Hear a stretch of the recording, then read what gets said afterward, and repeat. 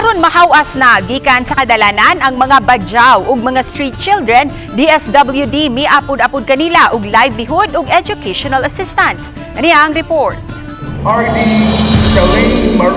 Sa Hoopsdome, gitapok kining 500 ka mga sakop sa Ati Tribe sa City of Naga, Badjao Community sa Mambaling, Cebu City, lakip na ang mga street children ug mga makililimos sa Cebu City, Mandaue City ug Lapu-Lapu City alang sa Interagency Services and Information Caravan.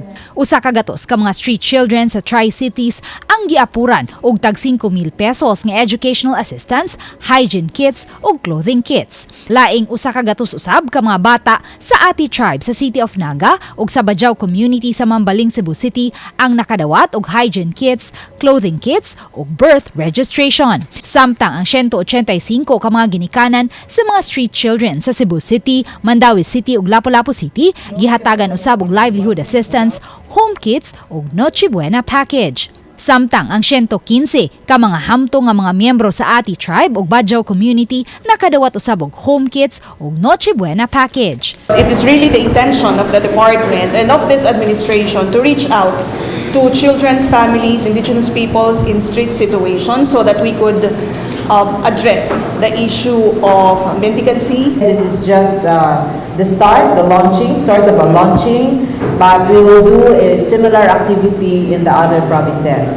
So kani silang atong nadala dinhi karon are already covered in the street program of the DSWD. Lakip sa mga beneficiaries ang 24 anyos nga si Brian Isnani nga usa ka Badjao. Apan inay magpakilimos sa kadalanan, gipili niyang moeskwela. Ikaupat sa 13 ka managsuon si Brian. Apan siya lang ang miporsige sa pagtungha ug third year college na siya karon sa kursong Bachelor of Science in Elementary Education. Still we're encouraging them nga why ngano ka kung miskwela na lang mo kaysa mangayo kay dira besad migigikan ma'am, so kay bawod gyud mi sa story ngano nangayo mi, but ang amo karon is siguro introduce nila ang education kung sa ka importansya ang education.